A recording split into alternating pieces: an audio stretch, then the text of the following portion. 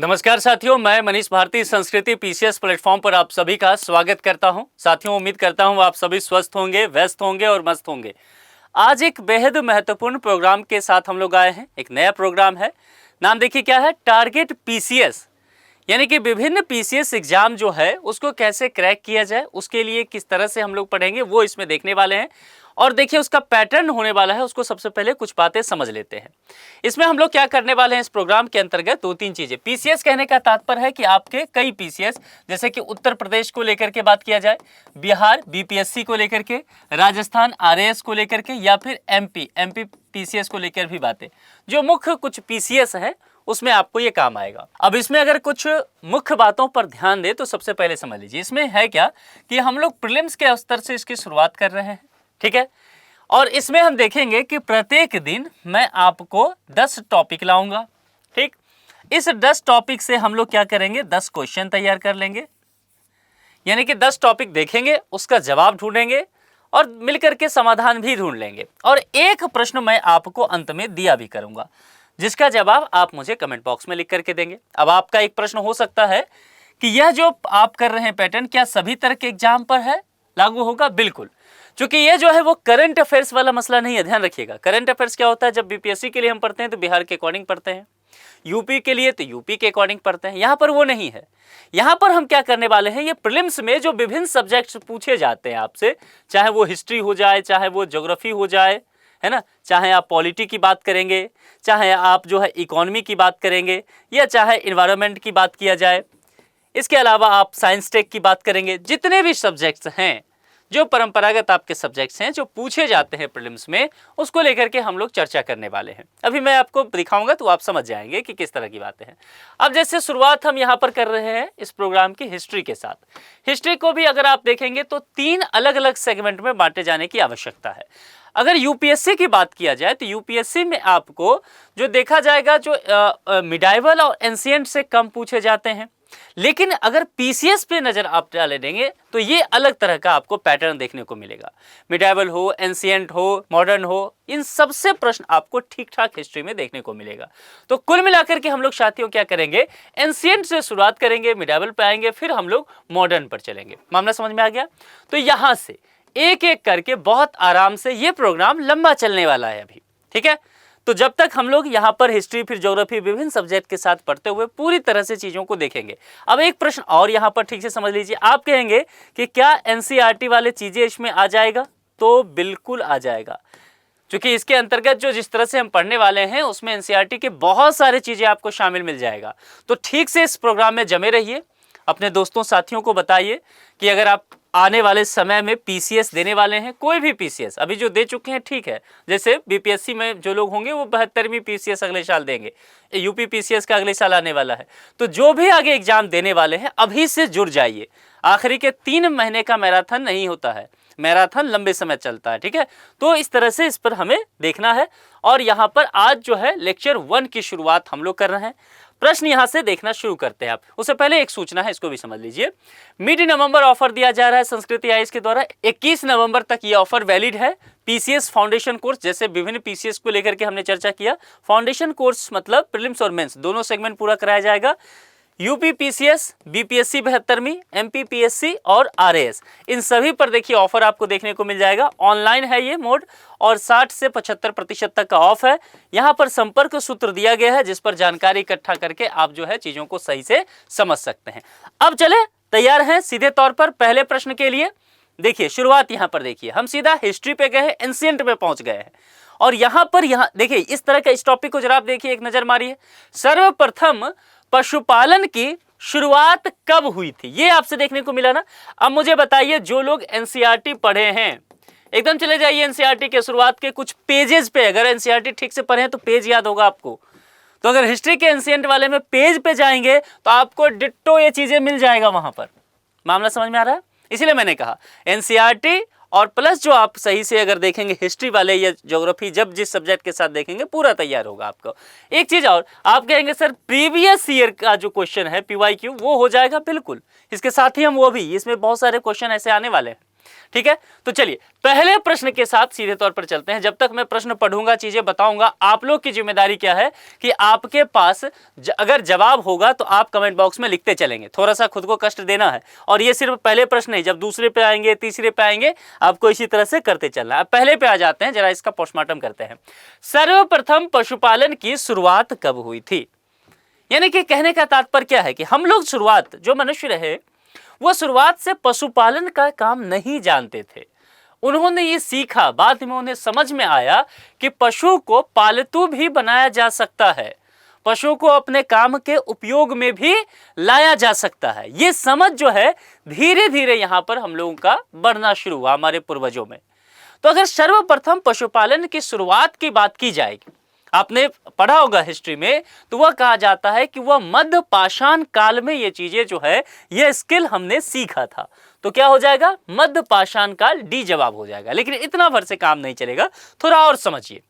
अब देखिए, पशुपालन का जो एक तरह से व्यवस्थित विकास है और बड़े पैमाने पर प्रसार है। मैंने दो चीजें कहा आपसे साथियों, एक मैंने कहा कि विकास व्यवस्थित तौर तरीके से, सिस्टमैटिक वे से, और दूसरा क्या होता है कि अगर विकास हुआ है उसका प्रसार हो, उसका फैलाव कहां पर हो रहा है। अगर बड़े पैमाने पर यह देखने की कोशिश किया जाए तो क्या वह यहां पर मध्य पाषाण काल की चर्चा करेंगे? नहीं, वहां पर उसी में आप देखेंगे कि यह जो है, आप सबने पढ़ा होगा, वह नव पाषाण में देखने को मिलेगा। कहां पर देखने को मिलेगा? नव पाषाण काल में देखने को मिलेगा। तो यह चीज भी ध्यान रखिएगा। और भारत में पशुपालन की शुरुआती साक्ष्य को लेकर के कई बार प्रश्न पूछे गए, एनसीईआरटी में भी ये बातें दर्ज है। तो अगर साक्ष्य को लेकर के बातें किया जाए तो दो तीन जगह ध्यान रखिएगा। अगर मुख्य रूप से मैं बताऊं स्टेट को लेकर के कुछ बातें मैं लिखता चलूंगा, तो अगर आपको बनाना है नोट तो बना सकते हैं, बल्कि अगर आप जितने भी लेक्चर में कराते चलता हूं आज से नोट बनाते चलें तो आप देखेंगे पीसीएस तो मान के चलिए कि स्टैटिक पोर्शन आपका पूरी तरह से कंप्लीट हो जाएगा। प्रत्येक सब्जेक्ट का बचेगा कुछ नहीं आपको, क्योंकि सब्जेक्ट वाइज और चैप्टर वाइज हम लेकर के चल रहे हैं।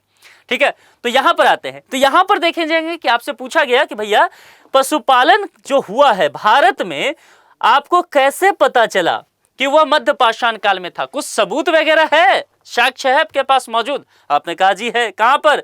तो वह मध्य प्रदेश में। आएंगे उस पर थोड़ा सा और चर्चा करेंगे। और इसके अलावा आपने कहा कि जनाब मध्य प्रदेश के अलावा एक और जगह है, वह है राजस्थान, यहां पर भी मिला है। और यह अब पूछा जाएगा क्या यह भी नव पाषाण में है? नहीं, नव पाषाण में हमें विकास और फैलाव दिखता है, प्रसार दिखता है, लेकिन शुरुआती लक्षण जो दिखे हैं वो मध्य पाषाण में। और वह दोनों जो एमपी और राजस्थान की बात कर रहे हैं, यह भी हमें मध्य पाषाण काल में ही साक्ष्य मिला है। अब हो सकता है कई बार पीसीएस में साथियों को देखा गया है कि थोड़ा और बेसिक चला जाए, है ना, तो उसमें आपको जगह भी पूछा जा सकता है। अगर राजस्थान से आपको पूछा जाए तो राजस्थान में एक जगह है, आप लोग जानते होंगे, भीलवाड़ा का नाम सुना है? भीलवाड़ा, यहीं पर पशुपालन के शुरुआती साक्ष्य देखने को मिला। आप कहेंगे सर एक और जगह आपने लिखा है अभी, कौन सा? मध्य प्रदेश। तो मध्य प्रदेश में एक जगह है, नोट कर लीजिए, आदमगढ़। ध्यान दीजिएगा, आदमगढ़, ये जो है होशंगाबाद में है। होशंगाबाद मध्य प्रदेश में पड़ता है, तो उसी का ये जगह है। तो ये नोट कर लीजिएगा, यहां पर ये साक्ष्य मिला था। और जवाब क्या इसका हो जाएगा? डी जवाब सही होगा। यानी कि मध्य पाषाण काल में सर्वप्रथम भारत में पशुपालन की शुरुआत हुई थी। साक्ष्य के सबूत के तौर पर यह रहा। एनसीईआरटी में भी है, पहले पीवाईक्यू में देखने को मिलेगा, यानी कि प्रीवियस ईयर में पूछा जा चुका है। एक से अधिक राज्यों ने इस प्रश्न को पूछ रखा है, तो बढ़िया से नोट बना लीजिए, एकदम शुरुआती प्रश्न से लेकर के चल रहे हैं। मामला समझ में आ गया? दूसरे टॉपिक पर चले, दूसरे प्रश्न पर। कुछ भी ना समझ में आए कमेंट बॉक्स में लिख दीजिएगा, है ना, अगले दिन चर्चा कर लेंगे। बहुत आराम से पढ़ने वाले हैं, अभी पीसीएस में समय है। तो क्या है कि बस इसलिए मैंने कहा मैराथन करना है। मैराथन क्या होता है? लंबे दौर की चीज है ना। तो अभी से कमर कस लेनी है कि एक साल हमारे पास है और अगली पीसीएस में तो सिलेक्शन लेके रहेंगे, चाहे कुछ हो जाएगा। और वो कब होगा, एज कब लेंगे, वो शुरुआत से आप तैयार रहेंगे, तब बाकी उसके मुकाबले आप आगे निकल जाएंगे। अब चलिए दूसरे पर क्या है, एक ही कब्र में 3 मानव कंकाल कहां प्राप्त हुए? एनसीईआरटी में है। क्या पीवाईक्यू में है? पूछा जा चुका है टॉपिक, एनसीईआरटी में उल्लेख है इसका। हिस्ट्री में तो पढ़ा ही आपने अलग से पीसीएस की तैयारी करते हुए। अब देखिए बहुत इंपॉर्टेंट है, ये कई बार पूछा गया है। क्या है? एक ही कब्र में, कब्र एक है, उसमें 3 मानव कंकाल मिला। तो कहा गया कि यह मानव कंकाल जो प्राप्त हुआ है दोस्तों, ये मानव कंकाल कहां से प्राप्त हुआ? क्या हुआ? सराय नाहरराय से? जवाब आ रहा हो तो कमेंट बॉक्स में लिखते चलिए। या फिर वह दमदमा से, या फिर वह महदहा से, या फिर वह लंगनाज से। ये 4 है। अब समझिए इस चीज को। देखिए, एक ही कब्र से 3 मानव कंकाल जो प्राप्त हुआ है, जो जानकारी हमें मिलता है, वह दरअसल कहा गया है कि दमदमा से प्राप्त हुआ है। तो जवाब तो बी हो जाएगा, लेकिन हम लोग अपने आदत से मजबूर हैं।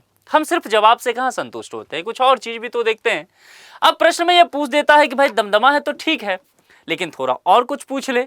यह पूछ ले आज के तौर तरीके में, भाई साहब आप बस ये बता दो, हमें दमदमा से मतलब नहीं, ये किस राज्य में है। तो क्या करोगे आप? तो भारत का जो सबसे बड़ा राज्य है क्षेत्रफल और जनसंख्या के दृष्टिकोण से, कौन सा है? कमेंट में लिखिए। कौन सा? यूपी, उत्तर प्रदेश। तो यह जगह कहां पड़ता है साथियों? उत्तर प्रदेश में।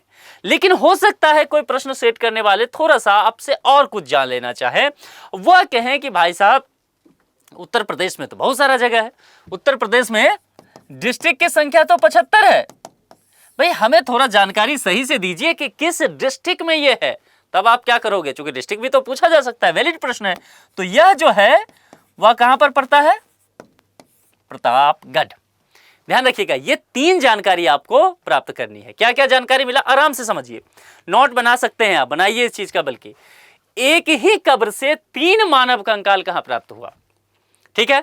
तो हमने सबसे पहले जो जगह है वो फाइंड आउट किया, दमदमा। फिर हमने देखा कि भाई वहां पर ये कहां पर पड़ता है, आज के तारीख में देखा जाए तो उत्तर प्रदेश राज्य में, उत्तर प्रदेश राज्य के प्रतापगढ़ में। और एक चीज आपसे और भी पूछा जा सकता है कि वह जो है वह किस काल का है, किस जगह पे स्थित है। तो मध्य पाषाण स्थल ये है। कौन सा? मध्य पाषाण। इसको नोट कर लीजिए, दमदमा से जो हुआ है मध्य पाषाण।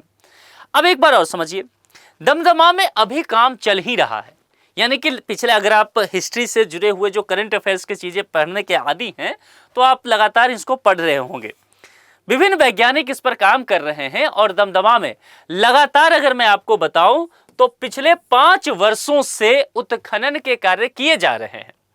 और ये जो उत्खनन के कार्य हुए हैं साथियों, इसमें अभी तक जो प्राप्त हुआ है कि उसमें 41, ध्यान दीजिएगा, 41 मानव शव समाधान ज्ञात हुआ है। मानव शव हमें प्राप्त हुए 41। अब इनमें से देखा गया है 5 महत्वपूर्ण, ध्यान रखिए, इनमें से 41 जो प्राप्त हुआ है, इस 41 में से 5, क्योंकि देखिए पीसीएस में ना कई बार ये सब चीजें पूछ सकता है, और उत्तर प्रदेश से है तो ज्यादातर चांसेस इसका कहां होगा? देखिए यूपी पीएससी में। तो ये भी समझना है कि किस एग्जाम में कौन ज्यादा पूछा जा सकता है, क्योंकि आजकल जो लोग बीपीएससी का एग्जाम देते हैं वो यूपी पीएससी भी देते हैं, राजस्थान भी देते हैं, मध्य प्रदेश। तो ऐसा पढ़िए ना, इस तरीके से पढ़िए कि चारों एग्जाम में काम आ जाए, समझिए। और ऐसे पढ़िए जो यूपीएससी में भी कुछ काम आ जाए। तो ये तरीका है, डेप्थ में जाइए, चीजों को सही समझिए। तो यहां पर देखिएगा 41 की जो हमने बात किया, 5 जो है समाधान वह युग्म समाधान था, और उसमें भी देखा जाए तो 3 जो प्राप्त हुआ है वह मानव कंकाल एक साथ मिला है, और शेष अगर देखा जाएगा तो एक एक कंकाल मिला है, 3 एक साथ और एक एक अलग, तो 5 हो गया ना टोटल। तो कुल मिलाकर के आपको इतनी बातों को ध्यान में रखना है। और एक बात जो अलग से मैंने लिखा नहीं है वह क्या है? मध्य पाषाण स्थल। तो इस नए को ध्यान रखिएगा, बी विकल्प के साथ चलेंगे। आगे बढ़ जाए, तीसरे पर चलें। अब यहां पर देखिए, यह भी एनसीईआरटी में रहा है, पीवाईक्यू में पूछा जा चुका है। खाद्यान्नों की कृषि सर्वप्रथम प्रारंभ हुई थी कब? किसकी कृषि? खाद्यान्न, भोजन जो हम लोग खाते पीते हैं ना उसकी। यानी कि देखिए, जैसे कि मैंने पहले प्रश्न पर क्या चर्चा किया था दोस्तों, कि पशुपालन हमारे पूर्वजों को नहीं आता था, सीखे बाद में, मुश्किल आया। कह ये पशु है, इसको मार के बस खाते हैं, बताओ, शिकार कर लेते हैं, इससे कुछ काम भी ले लेते हैं। बैल को हमेशा मार के क्यों खाना? बैल से जो है भूमि जो है जोतने का काम ले सकते हैं, घोड़े से एक जगह से दूसरे जगह जा भी सकते हैं। मामला समझ में आ रहा है ना? तो पालतू पशु को हमने बना करके अपने पास रखना शुरू किया और उस पशुओं से काम लेना शुरू कर दिया। ऐसे ही हमें यह समझ में आया धीरे धीरे कि कब तक भैया मांस खाते रहेंगे, वो भी कच्चा मांस खा रहे थे, मजा नहीं आ रहा था खाने में। तो भाई कृषि कार्य भी किए जा सकते हैं, खेती भी की जा सकती है। अभी एक फिल्म आई थी कंतारा, देखा? अभी कंतारा ही है ना, कंतारा का पार्ट 2 जो है, ऋषभ शेट्टी वाला ना, वही। तो उसमें आपने देखा होगा कि वो जो एक ट्राइबल्स ग्रुप है जो राजा के साम्राज्य से बाहर रह रहा है, उस ट्राइबल्स ग्रुप को कृषि की जानकारी नहीं है। पता है ना, वो ट्राइबल्स ग्रुप बिल्कुल अलग रह रहा था, वो मांस वगैरह शिकार करके बस खा रहा था। लेकिन जब कुछ लोग उसके, वो एक्टर जो है वो सब जब जाता है उस जो साम्राज्य है राजा का, वहां पहुंचता है तो देखता है कि ये लोग तो फसल वगैरह उगा रहे हैं, खेती कर रहे हैं। तो ये आकर के बाकी ट्राइबल्स को भी बताता है कि यार ये शिकार करके कब खाते रहोगे, खेती भी किया जा सकता है, इस तरह से कृषि का काम हो सकता है। सिंचाई की पूरी व्यवस्था बना दी, वहां के एक व्यक्ति आया समझाया। आप समझ पा रहे हैं ना मैं क्या कहना चाह रहा हूं? अभी अभी देखिए हमने इस फिल्म में देखा है, तो अच्छा एक एग्जाम्पल हो जाता है। ठीक है सही, ठीक है सही साथियों, कभी ना कभी तो पहली बात खेती करना सीखा होगा, नहीं आता था खेती करना हमें। तो कृषि सर्वप्रथम प्रारंभ हुई थी, खाद्यान्नों की कृषि को लेकर के बात किया जाएगा, और वह पूछा गया है आपसे। मामला समझ गए कि है क्या चीज, और वो पूछा गया कि ये कब हुआ था। क्या वो मध्य पाषाण में हुआ, क्या वो नव पाषाण में, पूरा पाषाण में, या फिर प्रोटो ऐतिहासिक काल में देखने को मिला, ये आपसे यहां पर पूछा गया है। बहुत दिलचस्प प्रश्न है, क्या है इसका जवाब कमेंट बॉक्स में बताएंगे। देखिए खाद्यान्नों की कृषि जो है सर्वप्रथम अगर बात किया जाएगा तो वह नव पाषाण काल में इसका प्रारंभ हो गया था। ये ठीक से यहां पर समझ लीजिए, नव पाषाण काल में इसकी शुरुआत देखी गई। ए जो है वो सही विकल्प है। अब आइए थोड़ा सा इस पर और जान लेते हैं। अब इसी काल में देखा गया कि मनुष्य जो है शिकारी संग्रह करता जो था, मतलब गए तीर धनुष चलाए, भाला फेंके, और भी पत्थर का बनाते थे हथियार, मार करके लाए। इसमें बहुत सारे बेचारे मर भी जाते थे उस समय के। सोचिए शिकार करते करते गए शिकार करने, खुद ही किसी का शिकार हो गए, शेर आया निपटा दिया। तो ये जो एक तरह से जीवन शैली उनका बन गया था शिकार करना। तो दो तरह, एक तो भाई पशु देखा, हथियार उथियार बनाया, फिर शिकार किया, और शिकार करके क्या करता था, इसका संग्रह करने का कार्य करेगा ना। एक ही दिन खा गए तो अगले दिन हो सकता है जंगल में कोई हिरन दिखे ही नहीं, कोई जानवर दिखे नहीं, किसको मार के खाओगे। तो स्टोर करना भी सीख गए कि संग्रह करके रख रहे हैं, कल खा लेंगे, अभी भूख नहीं है, फिर बाद में। तो यहां पर जो ये जीवन लगातार लंबे समय तक चलता रहा। अब जब यहां पर ये खेती करना सीख लिए नवपाषाण काल में, तो क्या करेंगे, ये शिकार पर रहेंगे या मजा आ गया खेती करके, बड़ा अच्छा टेस्ट आया खाने का। तो इन्होंने क्या किया कि इस लाइफ स्टाइल को टाटा बाय बाय करना शुरू कर दिया। इन्होंने कहा कि ये शिकारी और संग्रहण करता वाला जो जीवन शैली है, लाइफ स्टाइल है, इसको थोड़ा छोड़ देते हैं। और अस्थायी रूप से ये शिफ्ट हो गए। अस्थायी रूप से शिफ्ट होना किस पे शुरू हुए, कृषि कार्य में। खेती करना जान गए हैं ना, तो कृषि कार्य में आ गए। और कृषि कार्य में जब आए तो ये खेती जो मुख्य रूप से करने लग गए, वो गेहूं हो गया या जौ हो गया, ये जानकारी इनको मिल गया था। इन फसलों का उत्पादन करने लग गए, कृषि का आविष्कार हो गया। और कृषि का आविष्कार होता है तो मैंने क्या कहा था, ये जब शिकार कर रहे थे, खाना बदोश थे, एक जंगल का शिकार खत्म हो गया, भैया दूसरे जगह चलो। लेकिन अब क्या है कि ये खेती करने लगे, एक जगह प्लॉट मिला, और उस वजह से क्या है कि काम सीख रहे हैं। और काम सीख रहे हैं तो क्या होंगे, एक ही जगह अब ये स्थायी रूप से बसने भी लग जाएंगे। मामला समझ में आ गया।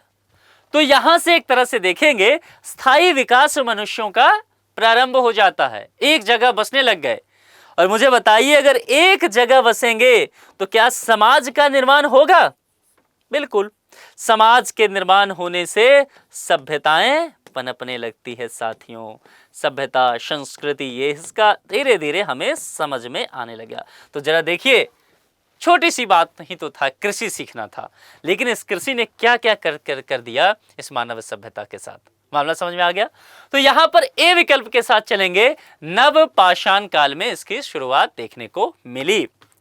क्लियर है? कोई दिक्कत, कुछ भी दिक्कत हो तो पूछ लीजिएगा, एनसीईआरटी में भी है, पीवाईक्यू में है, ये पूछा जा चुका है, एक से अधिक एग्जामों में पूछा जा चुका है। तो ध्यान से नोट बनाते चलिए, सब जो बता रहा हूं ना ये सारा नोट बनाइए। चौथे पे आ जाए, क्या है, भारत में। देखिए प्रश्न को समझना होना, सबसे पहली बात है कि प्रश्न को ठीक से डिकोड कीजिए, पूछा क्या गया है, ये जान गए 50% आंसर निकल गया। क्या है, ध्यान से, भारत में, तो यहां पर भारत के संदर्भ में मानव का सर्वप्रथम साक्ष्य कहां मिलता है? बहुत सिंपल सी बात है, भारत के स्तर पर। ये नहीं सोचना अच्छा वैश्विक में ये पढ़ा था अफ्रीका में, ना, ध्यान से, मानव की बात भारत में की गई है।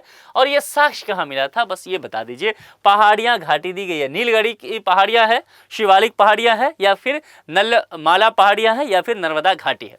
बहुत आसान बात है, एनसीईआरटी में है, पीवाईक्यू में कई बार कई एग्जाम में पूछा जा चुका है, हम सब जानते हैं। ठीक से थोड़ा दिमाग लगाइए तो क्या हो सकता है। देखिए, दुनिया ये कहता है कि जो नदियां वगैरह होती है ना, उसके आसपास चीजों का विकास होता है।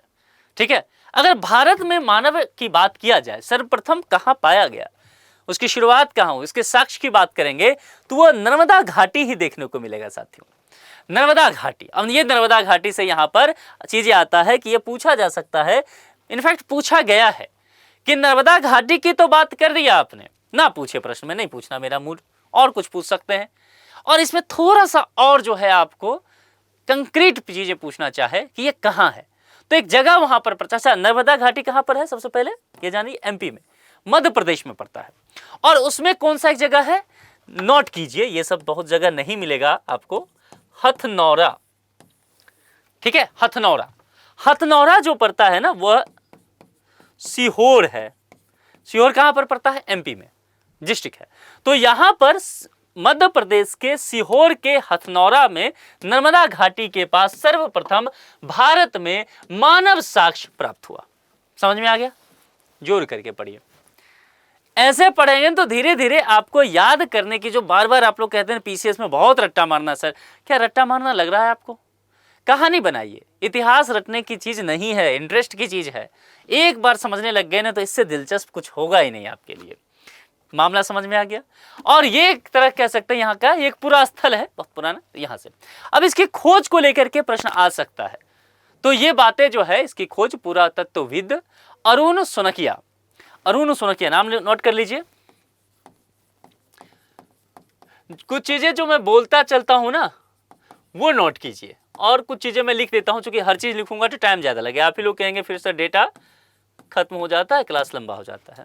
तो अरुण सोनकिया 1982 में एक पुरातत्वविद हैं, खोजबीन करते रहते हैं। उन्होंने इसकी जानकारी मतलब इकट्ठा कर लिया। यहां खोजे गए मानव अवशेष को एक नाम भी फिर दिया गया। ध्यान दीजिए, कहां आया था, अब याद देखिए, कहते हैं नहीं याद करना है, कहां यह खोजा गया, नर्मदा घाटी में। यहां जो मानव मिला फिर उसको क्या कहेंगे, ठीक से, नर्मदा मानव। कुछ भी एक्स्ट्रा था, पूछा भाई यहां मानव खोजो, उसका नाम क्या दिया, नर्मदा मानव कहा जाता है। और यह होमो इरेक्टस श्रेणी से संबंधित है, लिख लीजिए, यह पूछा जा सकता है, होमो इरेक्टस। मामला क्लियर। तो ये सारी चीजें इसके विषय में थोड़ा जानकारी रखिएगा, इतना से आपका काम चल जाएगा। डी विकल्प के साथ हम लोग चलेंगे, आगे बढ़ जाएं। कोई दिक्कत हो किसी भी प्रश्न से, क्या करना है, ये भी लिखना है, कमेंट बॉक्स में लिख करके चलिएगा। अब देखिए यही सब चीजें ना कई बार आ जाता है और हम लोग ये सब बहुत पढ़ते रह जाते हैं, सब छूट जाता है, तो नोट कीजिए। भारतीय उपमहाद्वीप, अब भारत से पिछला प्रश्न था, यहां हमने क्या कहा, भारत नहीं पूछा है आपसे, भारतीय उपमहाद्वीप पूछ लिया है ना। भारतीय उपमहाद्वीप में कृषि के प्राचीनतम साक्ष्य प्राप्त हुए हैं, कहां से पूछा गया है। अब दो तीन चार जगह है, कोल डिहवा, लूरादेव, मेहरगढ़, टोकवा, ये चार है। जरा सा भी अगर आपने ध्यान दिया होगा तो आप जानते होंगे, काफी ये चर्चा में आया है। तो देखिए भारतीय उपमहाद्वीप में अगर बात किया जाए तो कृषि साक्ष्य निश्चित तौर पर प्राचीनतम रहा है, हमने अभी चर्चा किया है। और यह स्थान जो है, अगर मैं आऊंगा, पहले हम स्थान इस विकल्प के आधार पर देखते हैं, वह है लोहरादेव से, ठीक है, यह बी विकल्प के साथ चलेंगे। अब लेकिन यहां पर एक प्रश्न है, एक प्रश्न यह है कि आपसे पूछा जा सकता है कि यह किस स्टेट में पड़ता है, तो यह पड़ेगा उत्तर प्रदेश में। अब एक और प्रश्न है, आज के आधार पर पूछ ले, कुछ उत्तर प्रदेश में तो 75 डिस्ट्रिक्ट है, ये किस डिस्ट्रिक्ट में पड़ता है ये बताइए, तो यह जो पड़ेगा संत कबीर नगर। नोट कर लीजिए, ये सब चीजें बहुत इंपॉर्टेंट हो जाएगा आगे चल के। और यहीं पर जो है लोहरादेव स्थित है। यहां से जो अगर आप देखेंगे 9000 ईसा पूर्व से 7000 ईसा पूर्व तक के बीच की स्थिति देखा जाए तो एक साक्ष्य प्राप्त हुआ कृषि के, और वो कृषि के साक्ष्य क्या था, चावल। कब से कब, 9000 से लेकर 7000 ईसा पूर्व के बीच की बात कर रहा हूं। अब एक स्थिति और जानिए, ये तो हो गया लोहरादेव जो भारत उत्तर प्रदेश में। एक जगह यहां पर आपको दिख रहा है, वो कौन सा है, मेहरगढ़। मेहरगढ़ के विषय में सुना होगा आपने, आजकल बहुत चर्चा में था। वो जगह कहां पड़ता है, पाकिस्तान में। अब पाकिस्तान में क्यों चर्चा में था मैं बता देता हूं। पाकिस्तान का एक प्रांत है बलूचिस्तान, अब समझ में आ गया। बलूचिस्तान आजकल काफ़ी चर्चा में अपने खनिज तत्व को लेकर के। अमेरिका, चीन सबका ध्यान है। सीपैक प्रोजेक्ट वहाँ से चल रहा है। वहीं पर ग्वादर पोर्ट जो है चाइना की मदद से पाकिस्तान ने बनाया। ये सारी बातें समझ गए। तो यहाँ पर ये जगह जो है चर्चा में है। बलूचिस्तान जो है ना वो पाकिस्तान का क्षेत्रफल के दृष्टिकोण से सबसे बड़ा स्टेट है, जनसंख्या के दृष्टिकोण से भी सबसे बड़ा स्टेट है। तो मेहरगढ़ जो यहाँ पर पड़ेगा वो बलूचिस्तान में है, पाकिस्तान में स्थित है। 7000 ईसा पूर्व में यहाँ से भी साक्ष्य मिला। और ये साक्ष्य किसका था? किस तरह के फसल का? ध्यान रखिएगा, गेहूं का। ये ध्यान रखना है, नोट कर लेना है ये भी। अब एक चीज यहाँ पर और देखिए, दूसरा एक चीज देखने को मिल जाएगा यहाँ पर कि एक जगह है कोलडीहवा, पहले विकल्प में देखिए। अब कोलडीहवा की अगर बात यहां पर की जाए तो यह भी आपको उत्तर प्रदेश में ही है। और उत्तर प्रदेश में यह जो पड़ेगा, आज का नाम क्या हो गया? प्रयागराज। प्रयागराज में बेलन नदी है। बेलन नदी के तट पर स्थित यह जगह पड़ता है। 6500 ईसा पूर्व में चावल की भूसी के साक्ष्य यहां से मिले हैं। ये पूछा जा सकता है यूपी वाले एग्जाम में। चावल नहीं, चावल की भूसी। चावल कहां पर है? यहां पर देखेंगे लौहरादेव से। कंफ्यूजन आ गया विकल्प में। चावल, चावल की भूसी, गेहूं हो गया, कंफ्यूज हो गए यार। चावल तो पढ़े थे, चावल पढ़े थे, गड़बड़ हो गया। चावल की भूसी यहां पर कोलडीवा, प्रयागराज वाले, कहां पर? बेलन नदी के तट पर। और लौहरादेव से अगर देखेंगे तो वह क्या होगा? चावल। ये क्लियर होता जा रहा है ना आपको ऐसे चीजें? अगर आप इस तरह से पढ़ते चले जाएंगे तो आप देखेंगे एक एक चीजें। देखिए 3-4 विकल्प जो जरूरी था मैंने सबकी चर्चा यहां पर कर लिया, फिर आपको कुछ भी दिक्कत रह नहीं जाएगा। मामला क्लियर? बी विकल्प के साथ लॉक कर दिया जाए। आगे बढ़े केवीसी खेलने के लिए, छठे पर चल रहे। चलिए, उस स्थल का नाम बताइए जहां से प्राचीनतम स्थायी जीवन के प्रमाण मिले हैं। याद आ रहा है चर्चा? मैंने आपसे क्या कहा था? कृषि सीखे हम लोग, शिकारी जीवन छोड़ दिया, स्थायी तौर पे बसने लग गए खेती के वजह से। अब फसल लगा दिया, भाग तो नहीं जाएंगे दूसरे जगह, खत्म हो जाएगा फसल। तो स्थायी तौर पर रहने लगे, भोजन मिलने लग गया, पशुपालन सीख गए। ये सारा कहानी तो समझ चुके हैं ना। तो इतनी सारी कहानी समझ चुके हैं तो एक प्रश्न भी समझना है कि चलिए उस स्थल का नाम बताइए जहां पर आपने कहा कि भाई ये कृषि वगैरह सीख करके सब स्थायी जीवन है। तो ये स्थायी जीवन प्राचीनतम मिला कहां से है? यह बस आप हमें बता के दीजिए। धौलावीर से, किले गुल मोहम्मद से, कालीबंगा से, या फिर मेहरगढ़ से। ये 4 विकल्प आपके सामने है। अभी हमने इसकी चर्चा की है, ठीक से अगर आपको ध्यान हो तो। मैंने आपसे कहा था, और वो क्या कहा था? एक जगह की चर्चा मैंने किया था, मेहरगढ़। और क्या बताया था कि ये पाकिस्तान में है। कहां पर? पाकिस्तान में, बलूचिस्तान प्रांत में है। 7000 ईसा पूर्व में स्थायी जीवन, खेती और पशुपालन। जैसे ही स्थायी जीवन होगा साथियों, तो जाहिर सी बात है वहां पर कृषि ये लोग सीख चुके हैं। इसका मतलब कृषि सीखे तो कृषि से संबंधित कार्य, तो वह पशुपालन इनको आ चुका है। तब तो स्थायी तौर पर रहने लग गए। वहां पर सारा इनकी जरूरत पूरा होने लग गया। जरूरत जब पूरा हो जाए तो क्यों आदमी जाएगा? अगर आप ऑनलाइन मुझे पढ़ रहे हैं कहीं पर, आजकल देखिए ऑनलाइन की दुनिया हो गया है टेक्निकल एज में, तो आप क्यों आते हैं? दिल्ली नहीं आते हैं लोग, प्रयागराज में बैठ के पढ़ लेते हैं, पटना में, जयपुर में हो रहा है ना, ग्वालियर में बैठे बैठे क्लास ले रहे हैं। तो ये है। लेकिन अगर यहाँ पर जरूरत पूरा ना हो ग्वालियर में, प्रयागराज में, तो आप दिल्ली आएंगे, मुखर्जी नगर आएंगे, ओल्ड राजन नगर आएंगे, यहाँ पर तैयारी करेंगे सिविल सर्विसेज का। तो ये चीजें हैं। वहां पर उनकी जरूरत पूरा हो रहा था, कृषि सीख गए, पशुपालन सीख गए। क्यों अस्थायी जीवन ना जीते वो? क्यों खाना बदोश रहना? कब तक शिकार पर? तो शिकारी जीवन छोड़ दिया, रहने लग गए साथ में।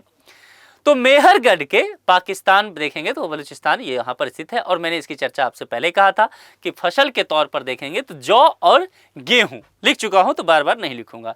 यहाँ अब ये 2-3 बातें, यहाँ चौकोर घरों के एक तरह से अवशेष को लेकर के चर्चा की, ये मैं लिख देता हूं, ये इंपॉर्टेंट है, ठीक है, इसी में लिख दूं। घर के अवशेष को लेकर के बात किया है, ठीक से समझिए, प्रश्न आ सकता है। तो यहां पर देखा गया 2-3 चीजें, जो जैसे स्क्वायर होता है ना, ये मैं कोशिश करता हूं कि स्क्वायर बन ही जाए। हाँ, बन गया, ठीक है। और एक होता है आयत, ठीक है, रेक्टेंगल, ओके। तो ये स्क्वायर, एक आयत। तो घर के जो अवशेष मिले, चूंकि स्थायी जीवन जीने लग गए ना, यहां से ये सब चीजें क्या हो गया, स्थायी जीवन जीने लग गए। अब ये स्थायी जीवन जीनेंगे तो घर तो चाहिए होगा, किसी घर में रहेंगे। अब घर चाहिए तो घर का अवशेष कैसा मिला? देखा गया कि कुछ घर जो हैं वो कैसे हैं, चौकोर आकार में है, ठीक। और कुछ घर जो हैं कैसे हैं, आयताकार हैं। दिख रहा है? ऐसे घर में ये रहने लगे, इसके अवशेष मिले हैं। अब ये अवशेष क्या बताता है कि कुल मिलाकर के इन लोगों ने स्थायी तौर पर क्या कर लिया, बस्तियां बसा लिया है। पकड़े गए ये लोग बस्ती में रहने वाले, यहां ये लोग रहते हुए पाए गए हैं, मतलब अवशेष मिला है। और खुदाई जब हुआ तो यहां पर कुछ और चीजें मिली। खुदाई में ये देखा गया कि कई तरह के जानवरों की हड्डियां भी मिली है। अब जानवरों की हड्डियां मिली है, एकदम सेंस लगाना है, कॉमन सेंस। क्या है? जानवर की हड्डियां मिली, इसका मतलब क्या है? पशुपालन, पशु रखने लग गए तो क्या होगा, कृषि कार्य कर रहे हैं, बैल है, खुदाई का काम करवा रहे हैं। तो कुल मिलाकर के ये सारे घटनाक्रम यहाँ पर देखा गया है। कहाँ पर? मेहरगढ़ में। डी विकल्प के साथ चलेंगे। पाकिस्तान बलूचिस्तान में पड़ता है, पाकिस्तान के। ठीक है, सही जवाब समझ में आ गया, लॉक कर दिया जाए। 7वें पर चले। चलिए 7वां क्या कहता है, ठीक से समझिए। निम्न में से किस एक पुरास्थल से, ठीक से, किस एक पुरास्थल से कई पुरास्थल दिया गया है? 4। पाषाण संस्कृति से लेकर हड़प्पा सभ्यता तक, ठीक से समझिए, तक के सांस्कृतिक अवशेष प्राप्त हुए हैं। फिर से प्रश्न बता दूं, प्रश्न आसान है, घबराना नहीं है। 4 स्थान दे दिया है, ये चारों पुरास्थल है, समझ रहे हैं। कहा गया कि इसमें से कोई एक जगह ऐसा है जहां पर पाषाण संस्कृति से लेकर के और हड़प्पा सभ्यता तक के अवशेष मिले हैं, सांस्कृतिक अवशेष। इतनी सी बात है। ठीक है, अब यहां पर 4 देखिए, आमरी, मेहरगढ़, कोटदीजी, कालीबंगा, ये 4 हैं। ठीक है, अब इतना के बाद अगर इस प्रश्न का आप जवाब नहीं निकाल पाएंगे दोस्तों, तब इसका एक ही तरीका हो सकता है कि आपको आने वाले मेरे सारे लेक्चर को बहुत ध्यान से सोचना पड़ेगा।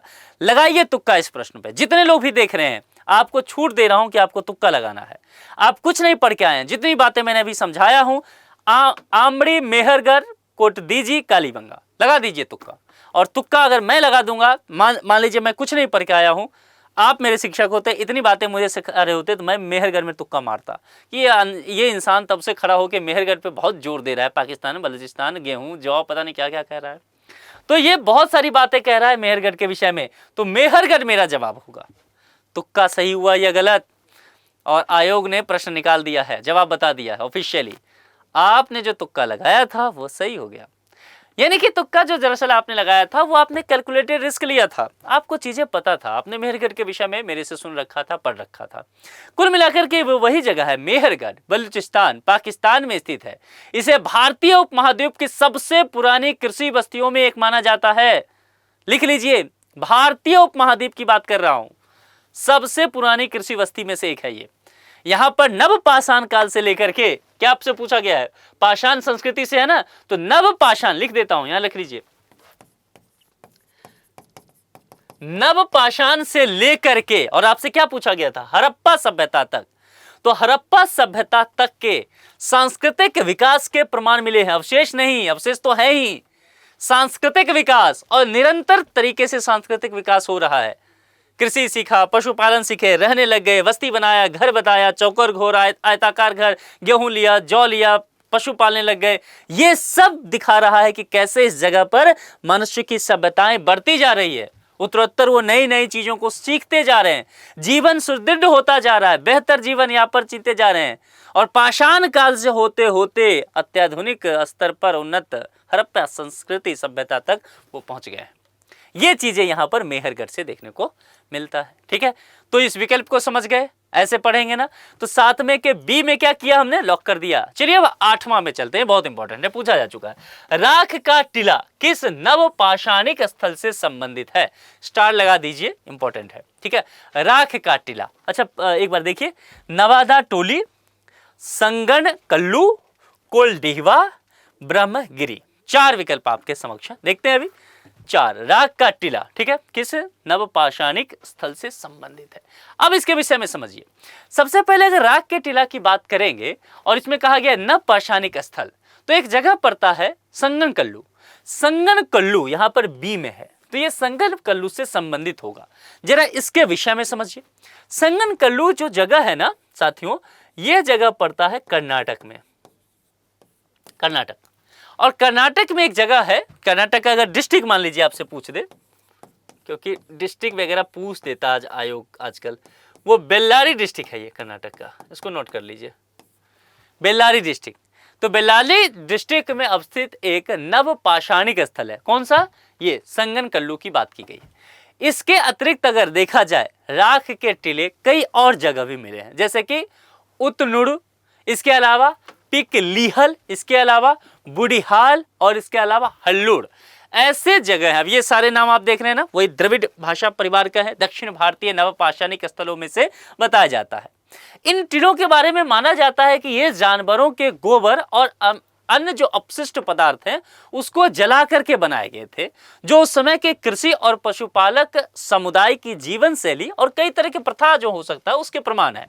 अब इस काल अगर देखा जाए, यानी कि नवपाषाण काल की चर्चा करेंगे तो 3000 से, नोट कर लीजिए, 3000 से लेकर के 1200 ईसा पूर्व में ये इसका कालखंड माना जाता है नवपाषाण काल का।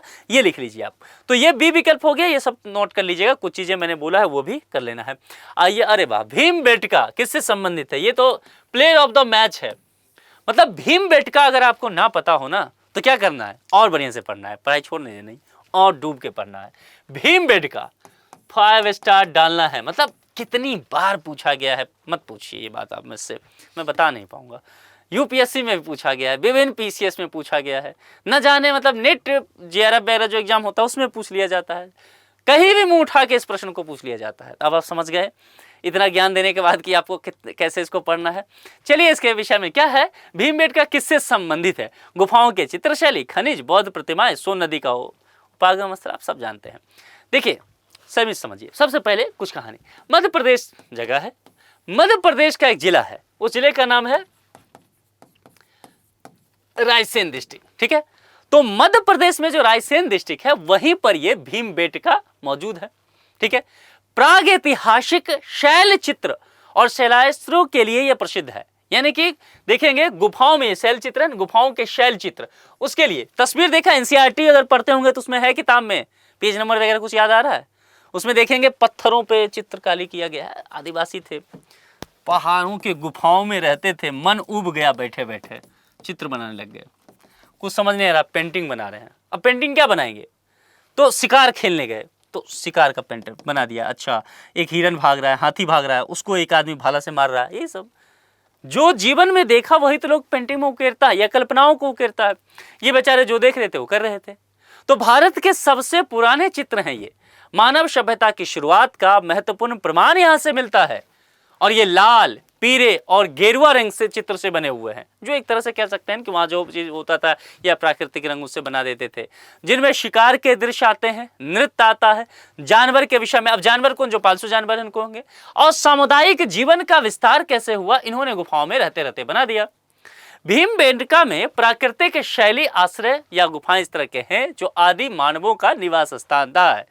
यह पूरा पाषाण काल से लेकर के ऐतिहासिक काल तक के मानवीय जीवन और सांस्कृतिक विकास का एक साक्ष्य के तौर पर माना जाता है। और इसे भारत का क्या कहा जाता है, एक बड़ा बढ़िया शब्द है, मुझे बहुत पसंद है ये, क्योंकि मुझे म्यूजियम घूमना बहुत पसंद है, इतिहास को मैं पसंद करता हूं। तो इसको कहा जाता है आदि मानव संग्रहालय।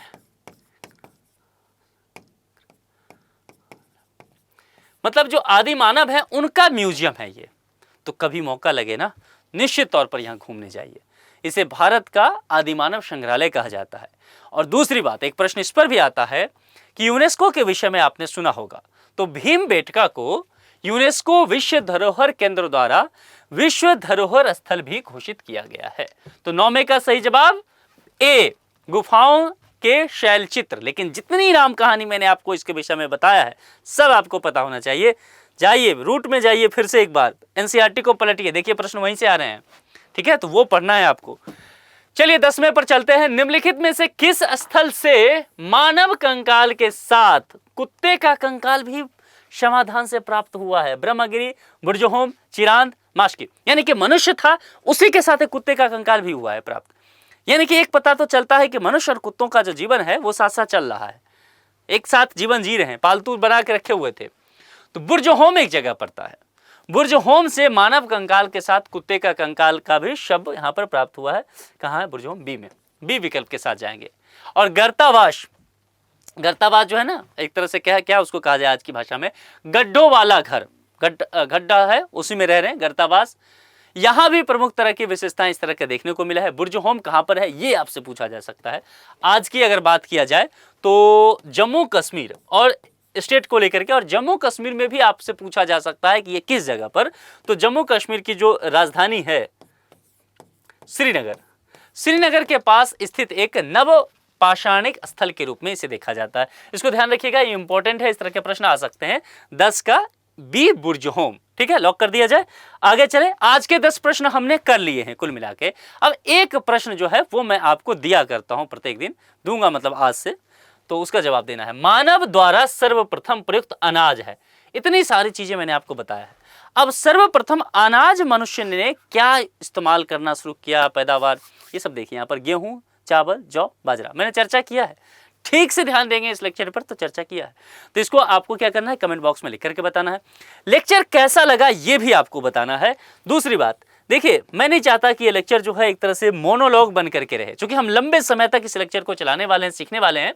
आपकी क्या उम्मीदें हैं, आपकी क्या अपेक्षाएं हैं, आप क्या चाहते हैं किस तरह से और इसको बढ़ाया जा सके, आपके सुझाव आमंत्रित हैं।